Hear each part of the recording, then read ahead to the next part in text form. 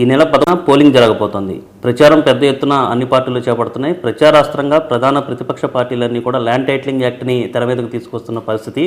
So భూములు గుంజుకునేందుకు, భూములు లాక్కునేందుకు ప్రభుత్వం ఈ ల్యాండ్ టైటిలింగ్ యాక్ట్ని తెర మీదకు తీసుకువచ్చింది. ఈ ల్యాండ్ టైటిలింగ్ యాక్ట్ చట్టాన్ని చేసింది అనేది ప్రధానమైన ఆరోపణ. దీనికి సంబంధించి వైసీపీ వైపు నుంచి కూడా పెద్ద ఎత్తున కౌంటర్లు వస్తున్నాయి. ఈ చట్టం ద్వారా భూములని సురక్షితంగా ఉంచడానికి, ఎటువంటి వివాదాలు లేకుండా సమస్యలు పరిష్కరించడానికి ఈ చట్టం చేశామనేది ప్రభుత్వ వాదనగా కనిపిస్తుంది. సో ఈ నేపథ్యంలో అసలు ఈ ల్యాండ్ టైటిలింగ్ చట్టంని ఎందుకు చేశారు, దీని ఉద్దేశం ఏంటి, ఇందులో ఇది అసలు అది ఎందుకు వివాదాలకు దారితీసిందన్న అంశానికి సంబంధించి మనతో మాట్లాడడానికి అజయ్ కల్లం ఉన్నారు. ఆయన అడిగి మరిన్ని వివరాలు తీసుకుంటారు. సార్ చెప్పండి, అసలు ల్యాండ్ టైటిలింగ్ యాక్ట్ చేయటం వెనక ప్రధాన ఉద్దేశం ఏంటి? అదే అండి, ఈ కాంట్రవర్సీ అనేది ఒక దురదృష్టం అండి. అంటే బేసికల్గా దేశంలోనే ప్రథమంగా ఒక చక్కటి లెజిస్లేషన్ తీసుకుని వచ్చి ఎన్నో సంవత్సరాలుగా ఉన్నటువంటి సమస్యని పరిష్కరించాలి అని చెప్పి రాష్ట్ర ప్రభుత్వం అడుగులు వేయటం జరిగింది. అది కేంద్ర ప్రభుత్వం గైడెన్స్ తోటి, సలహాతోటి. అంటే మనకు ఒక సామాన్య ప్రజలకు జనరల్గా తెలియని విషయం ఏంటంటే, భూమి అనేది సావరిన్కి సంబంధించింది. అంటే సావరిన్ అంటే ఒక queen or king or elected government. భూమి ఓనర్షిప్ వాళ్ళకే ఉంది ఇప్పటికీ కూడా. అంటే కొన్ని వందల సంవత్సరాల నుంచి అదే వస్తువు ఉంది, ఇప్పటికీ కూడా సావరిన్కి సంబంధించి ఉంది. అది తెలియదు మనకు. దాని మీద వివిధ ప్రభుత్వాలు, అంతకుముందు బ్రిటిష్ ఉన్నప్పుడు రైతువారీ సెటిల్మెంట్ అని చెప్పి చేయటం జరిగింది. తర్వాత ఈనామ్ అబాలిషన్స్ అని, జమీందారీ అబాలిషన్ అని రకరకాల చట్టాల ద్వారా దున్నుకునే వాళ్ళకి, వ్యవసాయ భూములకి, సరే పట్టణ ప్రాంతాల్లో అసలు ఇప్పుడు మనకు ఓనర్షిప్ అనేది లేదు, వీళ్ళందరికీ కొన్ని హక్కులు ఇచ్చుకుంటూ వెళ్ళారండి. కానీ ఓనర్షిప్ ఈరోజు వరకు కూడా ఇవ్వలేదు. దీన్ని సుప్రీంకోర్టు, హైకోర్ట్స్ కూడా రిపీటెడ్గా మనకు చెప్తూ పోతూ ఉన్నాయి. అయ్యా, మీరు ఏ గొడవ జరిగినప్పుడైనా ఒక పట్టాదారు పాస్ పుస్తకంలో ఇది ఉంది, ఫలానా రికార్డులో ఆర్ఎస్ఆర్లో ఇది ఉంది, ఇవన్నీ చెప్తారు. ఇవి ఏవి కూడా మేము వాటిని ఒక యాజమాన్యపు హక్కు, అంటే ఒక టైటిల్ కింద మేము పరిగణించాము అని చెప్పి వాళ్ళు క్లియర్గా ఎన్నోసార్లు చెప్పడం జరిగింది. భూ యజమానులు ఎవరైనా కానీ, మన ఇల్లు కట్టుకున్నాం ఇంకొకటి, వీళ్ళకి మనం పూర్తి హక్కులు ఇవ్వాలి, అంటే శాశ్వతంగా హక్కులు ఇవ్వాలి, అంటే వాళ్ళని ఓనర్లను చేయాలి. అలా చేసినప్పుడే మనకి గొడవలు తగ్గుతాయి అని చెప్పి ఈ కమిటీలన్నీ కూడా, కేంద్ర ప్రభుత్వం వేసిన కమిటీలు చెప్పడం జరిగిందండి. ఎవరన్నా ఏ రాష్ట్ర ప్రభుత్వం అన్నా మీరు రీసర్వే తీసుకుని, ఎందుకు అంటే మనం ముందు హక్కులు ఇవ్వాలంటే హక్కులు నిర్ణయించాలంటే కాగితాల ప్రకారం కాదు కదా. మనకున్న కాగితాలు చెలవని కోర్టులు చెప్తూ ఉన్నాయి, వాటికి పూర్తి హక్కులు లేవని. అటువంటిది నిజంగా ఎవరు దున్నుతున్నారు, నిజంగా ఎవరు పొజిషన్లో ఉన్నారు నిర్ణయించటం, కొలవటం, హద్దులు పర్ఫెక్ట్గా కొలవటం, దాని మీద ఉన్నటువంటి ఏమైనా డిస్ప్యూట్స్, గొడవలు ఉంటే అన్నీ కూడా పరిగణలో తీసుకుని మీరు హక్కులు నిర్ణయించి కొత్త పాస్ పుస్తకాలు ఇవ్వండి. రీసర్వే చేసిన తర్వాత ఆ పాసు పుస్తకాలు ఒక 2 సంవత్సరాల పాటు ఆ పాస్ పుస్తకాలలో ఉన్న ఎంట్రీస్ కొత్తగా ఒక టైటిల్ రిజిస్టర్ అని తయారు చేస్తారు. ఆ టైటిల్ రిజిస్టర్లో కూడా ఎంట్రీ చేసి, అంటే రెండిట్లో తేడాలు ఉండకూడదు. టైటిల్ రిజిస్టర్లో ఉన్నటువంటి ఎంట్రీ ఏదైతే ఉందో వాళ్ళకే పాస్ పుస్తకం ఇస్తారు.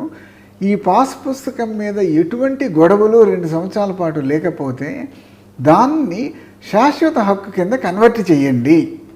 అంటే శాశ్వత హక్కు కింద కన్వర్ట్ చేస్తే ఇక దాని మీద ఇక డిస్ప్యూట్స్ అనేవి ఉండవు. అంటే సివిల్ కోర్టుకు వెళ్ళినా ఈ కాపీ ఇస్తే చాలు మనం. దీనివలన ఏంటంటే రైతు కానీ ఇంకొక ఓనర్, ప్రాపర్టీ ఓనర్కి కానీ ఎప్పుడూ లేనటువంటి భరోసా, ఎప్పుడూ లేనటువంటి గ్యారంటీ దొరుకుతుందండి. ఈరోజు ఆ గ్యారంటీ లేదు. మనకున్న కాగితాలు ఇవన్నీ కూడా ప్రిజంప్టివ్ హక్కులు అంటాం, అంటే ఊహాజనితమైనవి. అంతకు తప్పితే మనకు శాశ్వతంగా ఉండవు కాదు. ఎందుకు శాశ్వతంగా ఇవ్వాలి అంటే ఒక చట్టం ఉండాలి. ఈ రోజు వరకు ఈ దేశంలో అటువంటి చట్టాన్ని తీసుకురాలేదండి. అందుకనే అటువంటి చట్టం తీసుకురామని చెప్పి నీతి ఆయోగ్, గవర్నమెంట్ ఆఫ్ ఇండియా చెప్పడమే కాకుండా ఈ కార్యక్రమం తీసుకోవడానికి ఆర్థిక సహాయం కూడా వాళ్ళే చేస్తున్నారు. దాన్ని మిస్ఇంటర్ప్రెట్ చేసేసి ఈ ఎలక్షన్ టైంలో ఏదో విధంగా జనాలను భయభ్రాంతం చేసి మనం ఓట్లు దండుకోవాలనే ప్రయత్నం చేస్తున్నట్లు అనిపిస్తుందండి. అదర్వైజ్ ఈ ప్రచారం పూర్తిగా వాస్తవం. నేను ఇందాకే చెప్పాను కదా, దీని మీద లిటిగేషన్ తగ్గిపోతుంది. లిటిగేషన్ తగ్గిపోతే మా ప్రొఫెషన్ దెబ్బతింటుందనే ఉద్దేశంతో కొన్ని న్యాయవాదుల అసోసియేషన్స్ అవి హైకోర్టుకు వెళ్ళటం జరిగింది. హైకోర్టుకి గవర్నమెంట్ ఎష్యూరెన్స్ ఇచ్చింది, ఏమండి వీళ్ళందరితోటి అడ్వకేట్లు కానీ స్టేక్ హోల్డర్స్ అందరితో కూడా ఇంకొకసారి డిస్కస్ చేసి ఎక్కడన్నా మార్పులు చేర్పులు ఈ చట్టంలో అవసరమైతే మేము చేస్తాము, చేసి మీకు ప్రజెంట్ చేసి హైకోర్టు మీరు ఓకే అన్న తర్వాతే ఆ చట్టం ఇంప్లిమెంటేషన్ అది చేస్తామని చెప్పి ఒక ఎష్యూరెన్స్ ఇచ్చి మనం రీసర్వే కార్యక్రమం మాత్రమే చేస్తూ ఉన్నామండి. ఈ రీసర్వే అనేది వ్యవసాయ భూములకైనా సార్, లేకపోతే మొత్తం ఇళ్ళుగు ఇలాంటివి కూడా ఏమన్నా చేస్తారా? ప్రతి ఇంచి ఈ రాష్ట్రంలో సర్వే చేస్తారు, అర్బను రూరల్ అన్నీ మొత్తం కంప్లీట్గా. ఆల్రెడీ వ్యవసాయ భూములతో పాటుగా ప్రతి గ్రామంలో ఉన్నటువంటి గ్రామ కంటము కూడా సర్వే చేస్తున్నామండి. అంటే అక్కడ ఉండే ఇల్లు స్థలాలు కేవలం పంచాయత్ గ్రామ పంచాయత్ రికార్డు చేసి మనకిచ్చేటటువంటి పన్ను నోటీసు తప్పితే ఎటువంటి డాక్యుమెంటు కూడా మనకు 90% కేసుల్లో ఉండవండి గ్రామాల్లో. దాన్ని మొట్టమొదటిసారిగా మనం డ్రోన్ సర్వే అంతా పూర్తి అయిపోయింది. ఇప్పుడు ఫిజికల్ సర్వే కూడా చేస్తూ ఉన్నారు. అయిపోయిన తర్వాత ఫస్ట్ టైము మనకు ఓనర్షిప్ సర్టిఫికేట్ ఇస్తున్నారండి. అర్బన్ ఏరియాల్లో కూడా మన ప్రాపర్టీస్కి ఓనర్షిప్ సర్టిఫికేట్ ఇస్తారండి. ఈ రోజు వరకు మనకు ఈ ఇల్లు నాది, ఈ భూమి నాది అని మన అర్బన్ ఏరియాలో కానీ రూరల్ ఏరియాలో కానీ ఓనర్షిప్ క్లెయిమ్ చేయడానికి ఏ కాగితం లేదండి. రిజిస్ట్రేషన్ అంటే రిజిస్ట్రార్ కార్యాలయాల్లో రిజిస్ట్రేషన్ చేయించుకోవటం ఇదంతా ఏంటి సార్? అదే దురదృష్టం అన్నమాట. మనకు ఉన్నటువంటి stamp and registration act British టైంలో తీసుకొచ్చింది. It is only registration of deeds and documents. అంటే మనం తీసుకెళ్ళినటువంటి కాగితాలు మాత్రమే రిజిస్ట్రేషన్ జరుగుతుందండి. ఈ చట్టము అమలులోకి వచ్చిన తర్వాత జరిగే ట్రాన్సాక్షన్స్ డీడ్స్ డాక్యుమెంట్స్ కాదండి, టైటిల్ రిజిస్ట్రేషన్ జరుగుతుంది. సో మనం చేసినటువంటి కాగితాలు చూసుకుని ఆ రిజిస్ట్రేషన్ కాగితాలు అబ్బో ఇవే మనకి ఓనర్షిప్ అని చెప్పి మనం మురిసిపోతూ ఉంటామండి. యాక్చువల్గా అవి ఏవి కూడా కాదు. రిజిస్ట్రేషన్ డాక్యుమెంట్ అనేది just a document of evidence అండి. అంటే ఒక ట్రాన్సాక్షన్ జరిగింది అనటానికి సాక్ష్యం తప్పితే దాని ద్వారా మనకు ఏ టైటిల్ రాదు. అదేంటంటే జనాలకు తెలియదు పాపం. దానికోసమే ఇప్పుడు మనకు టాస్క్ ఫోర్సులు గవర్నమెంట్ ఆఫ్ ఇండియా డిసైడ్ చేసి మనం టైటిల్స్ ఇవ్వాలి అని ఈ కొత్తగా చట్టాలు తీసుకురావడం జరిగింది. సార్ ఇప్పుడు మీరు డ్రోన్ సర్వే చేస్తాము, ఫిజికల్ సర్వే చేస్తాము, ఆ తర్వాత ప్రక్రియ ప్రకారం ఓనర్షిప్ ఇస్తామని చెప్పి అంటున్నారు, టైటిల్ ఓనర్షిప్ ఇస్తామని అంటున్నారు. సో ఇది ఈ రిజిస్ట్రేషను ఈ రీసర్వే జరుగుతుందనే విషయం అందరికీ అవగాహన కల్పిస్తారా? వాళ్ళకి ఒక ఇండివిజువల్స్కి అంటే వాళ్ళు ముసలి వాళ్ళు కావచ్చు, లేకపోతే వాళ్ళు ఊళ్ళల్లో ఉండకపోవచ్చు, సో అక్కడ సర్వే జరుగుతుందని అనేది వాళ్ళకి ఎట్లా తెలుస్తుంది? ప్రతిదీ కూడా నోటిఫికేషన్ ఇస్తారండి. ఇచ్చిన తర్వాత గ్రామాలలో టామ్ చేస్తున్నారు.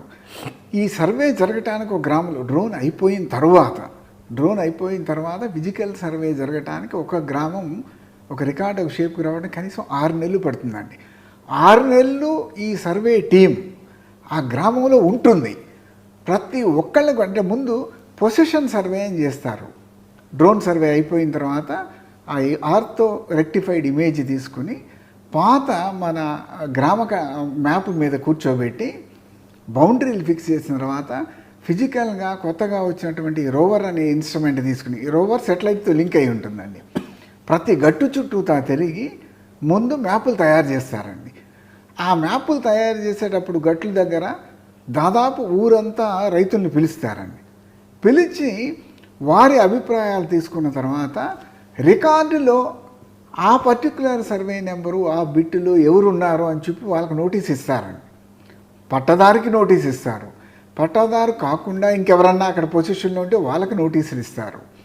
ఎక్కడైతే డిస్ప్యూట్స్ ఉంటుందో అంటే పట్టా ఒకరి పేరు ఉంటుంది, పొజిషన్లో ఇంకొకరు ఉంటారు, వారసత్వం కాదు, అటువంటిప్పుడు దాన్ని డిస్ప్యూట్ రిజిస్టర్లో రాస్తారండి. వాళ్ళిద్దరి మధ్య గొడవలు ఉంటాయి.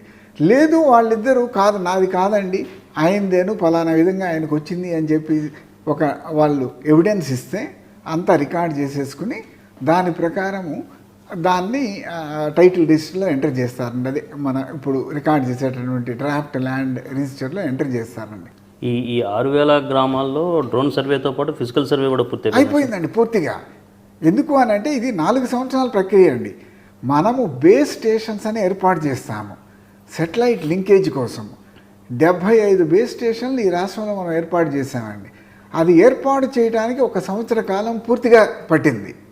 దాన్ని మన సర్వే ఆఫ్ ఇండియా సర్టిఫై చేసిన తర్వాత ఇవన్నీ కరెక్ట్గా లింక్ అయినవి, దాన్ని కరెక్షన్స్ చేస్తారండి సర్వే ఆఫ్ ఇండియా. అబ్సల్యూట్గా మా మ్యాప్ తోటి ఇది పర్ఫెక్ట్గా లింక్ అయ్యిందో ఇంకా ఇబ్బంది లేదు, దీన్ని ఉపయోగించుకొని సర్టిఫై చేసిన తర్వాత 2వ సంవత్సరం మనం 51 మండలాల్లో 51 గ్రామాల్లో పైలట్ సర్వే చేసామండి డ్రోన్స్ ఉపయోగించి. డ్రోన్స్ ఏమన్నా మనము సర్వే ఆఫ్ ఇండియాకి ఇచ్చాము, దాదాపు 40,000 స్క్వేర్ కిలోమీటర్లు చేయమని చెప్పి, దెన్ ఇంకొక 12 ఏమో ప్రైవేట్ డ్రోన్ ఏజెన్సీలకి టెండర్లు పిలిచి వాళ్ళకి ఇంట్రెస్ట్ చేయటం జరిగింది. ఇవన్నీ కాకుండా గవర్నమెంటే ఒక 40 డ్రోన్లు కొని సర్వే ఆఫ్ ఇండియాకి ఇవ్వడం జరిగిందండి, ఉపయోగించుకు ఇవ్వమని. దెన్ మనం దాన్ని నడపడానికి కావాల్సినటువంటి స్కిల్స్ కూడా మన సర్వేయర్లకు ఇచ్చామండి, నేర్పాము. అందుకనే ఇప్పుడు గ్రూవ్లో పడ్డారండి. గ్రూవ్లో పడిన తర్వాత గత 1 సంవత్సరం నుంచి పర్ఫెక్ట్గా డ్రోన్ సర్వే పూర్తయిందండి. రాష్ట్రం మొత్తం 17,000 గ్రామాలు పూర్తయింది డ్రోన్ సర్వే. ఈ 6,000 గ్రామాల్లో ఈ టైటిల్స్, ఓనర్షిప్ టైటిల్స్ అనేవి ఇచ్చేసారా సార్? లేదండి, అదే ఇంకా అసలు ఆ చట్టం అమల్లోకి రాలేదు కదా. మనం సర్వే చేసిన తర్వాత 4,000 గ్రామాల్లో పట్టా పాస్ పుస్తకాలు ఇచ్చామండి. 2,000 ఈ పట్టాదారు పాస్ పుస్తకాలు ఏంటి సార్ మరి? అదే సర్వే పూర్తి అయిన తర్వాత అమల్లోకి రాలేదు. 6R చట్టం కింద, ఎందుకంటే 6R చట్టం మనం రిపీల్ చేయలేదండి, ఓకే, అది కూడా అమల్లో ఉంది. దాని కింద మనం టైటిల్ ఇచ్చేతలకి సంవత్సరం పట్టవచ్చు, 2 సంవత్సరాలు పట్టవచ్చు, 3 సంవత్సరాలు పట్టవచ్చు. అప్పటి వరకు వాళ్ళ పనులన్నీ జరగాలి కదండి ప్రతిదానికి కూడా. అందుకని చెప్పి అప్డేటెడ్ మనం పాస్ పుస్తకం కొత్తది వాళ్ళకి ఇచ్చామన్నమాట. కేవలము డిస్ప్యూట్స్ 2% పరిమితం అయి ఉన్నాయండి. మనము కోర్టులో కేసులు ఉన్నవి కానీ, ఎక్కడన్నా రైతులు సమస్యలు ఉన్నవి కానీ కేవలము 2% మించి లేవండి. అంటే 95% రైతులు చాలా సంతోషంగా ఉన్నారు.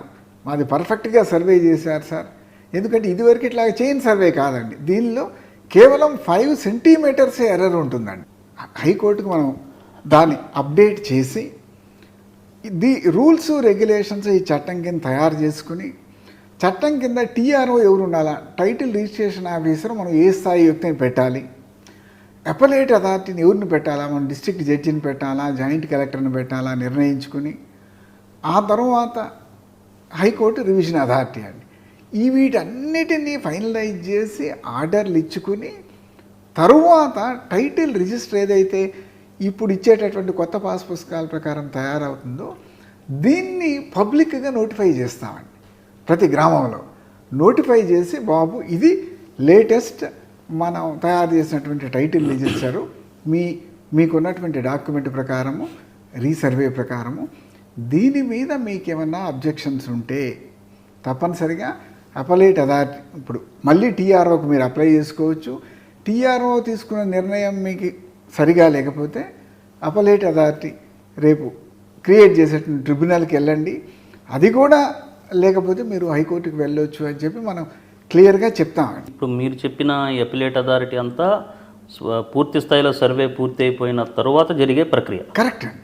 అప్పటి వరకు ఇప్పుడు మనం చేస్తుంది ఓన్లీ రీసర్వే అండి. అది ఇదంతా అయిపోయిన తర్వాత ప్రాసెస్ మనం నోటిఫై చేసిన తర్వాత 2 సంవత్సరాల పాటు ఆపర్చునిటీ ఇస్తామండి. ఏది, మీ టైటిల్ రిజిస్టర్ ఇదయ్యా, దీంట్లో స్టిల్ మీకు అబ్జెక్షన్స్ ఉంటే మీరు ఫైట్ చేయండి, ఎక్కడన్నా సివిల్ కోర్టుకు కూడా వెళ్ళొచ్చండి. ఏది, ఈ ఎంట్రీలు కాకుండా ఓనర్షిప్ అన్నదమ్ముల తగాదులు ఉండొచ్చు, సక్సెషన్ తగాదులు ఉండొచ్చు, ఇవన్నీ సివిల్ కోర్టు పరిధిలో ఉంటాయి, మీరు ఏదన్నా వెళ్ళొచ్చు. ఏ డిస్ప్యూటు లేనటువంటివి ఏవైతే ఉంటాయో మేము అనుకోవడం దాదాపు 95% ఏ డిస్ప్యూట్లు ఉండవండి. వీటన్నిటినీ 2 సంవత్సరాల తర్వాత ఎస్ ఇవి పర్మనెంట్ టైటిల్స్, కంక్లూజివ్ టైటిల్స్ అని అప్పుడు డిక్లేర్ చేస్తారండి. 2 ఏళ్ల సమయం అనేది టైటిల్ రిజిస్ట్రేషన్ అయిపోయిన తర్వాత కూడా. కరెక్ట్. ఏది, మనం సర్వే పూర్తయి టైటిల్ నోటిఫికేషన్ చేస్తాం కదా, టైటిల్ రిజిస్టర్ పబ్లిక్ డొమైన్లో పెడతాం కదా, తరువాత ఇంకా 2 సంవత్సరాల కాలం ఉంటుందండి. ఏది, కంక్లూజివ్ టైటిల్ కింద కన్వర్ట్ చేయడానికి. కంక్లూజివ్ టైటిల్ కింద కన్వర్ట్ అయితే అప్పుడు ఇక గవర్నమెంట్ గ్యారంటీ స్టార్ట్ అవుతుందండి. దానికి అంటే ఆ కంక్లూజివ్ టైటిల్ని ఎవరన్నా ఛాలెంజ్ చేస్తే రెస్పాండెంట్ పట్టాదారు కాదండి, గవర్నమెంటే రెస్పాండెంట్ ఉంటుంది. ఎందుకు తను ఇచ్చారు కాబట్టి సర్టిఫికేట్. 90 days తర్వాత ఏదన్నా అదేనండి డిస్ప్యూట్ అనేది అరైజ్ అయితే చెప్తానండి. అది నేరుగా హైకోర్టుకి వెళ్ళాల్సిందేనా సార్? అదే నేను చెప్తానండి. పట్టాదారు పాస్ పుస్తకం మీద డిస్ప్యూట్ ఎరైతే ఎంట్రీ తప్పు అని ఎంటర్ అయితే సివిల్ కోర్టుకి వెళ్ళే హక్కు ROR లేదండి. మీరు అప్పలేట్ అథారిటీ RDO దగ్గరికి వెళ్ళాలి. RDO దగ్గర కూడా మీకు సాటిస్ఫాక్షన్ లేకపోతే రివిజన్ అథారిటీ జాయింట్ కలెక్టర్ దగ్గరికి వెళ్ళాలి. అంటే వీళ్ళు అంటే ఇప్పుడు మీరు చెప్పిన RDO జాయింట్ కలెక్టర్ ఇదంతా ROR చట్టం కొత్త చట్టం ప్రకారం కాదు, ROR చట్టంలో ఆల్రెడీ ఉన్న చట్టం. ROR చట్టంలో కూడా ఆ ఎంట్రీ గురించి మీరు సివిల్ కోర్టులో ఛాలెంజ్ చేసే హక్కు లేదండి, అవకాశం లేదు. రికార్డులో ఉన్న ఎంట్రీ అంటే అది గతం నుంచి ఉందా సార్? పాతదండి, RORలో ఉన్నదే. ఓకే, అది అదర్ ఇష్యూ ఛాలెంజ్ చేయొచ్చండి. మొత్తం ఈ డేటాకి మీరంతా సర్వే పూర్తి చేసేసి టైటిలింగ్కి సంబంధించిన వ్యవహారం అదంతా పూర్తి అయిపోయిన తర్వాత కూడా ఆ డేటా అంతా ప్రభుత్వం వద్దే ఉంటుందా, లేకపోతే ఎవరన్నా ప్రైవేట్ పార్టీ దగ్గర పెట్టడానికి ఆ డేటాని స్టోరేజ్ చేయడం కావచ్చు, లేకపోతే అమలు చేసే ప్రక్రియ అంతా ఎవరికన్నా వేరే బయట వాళ్ళకి ఏమన్నా ఇస్తారా? లేదండి, ఇప్పుడు పూర్తిగా NIC దగ్గరే ఉందండి. ఇప్పుడు కొత్తగా మనం చట్టంలోనే పెట్టామండి.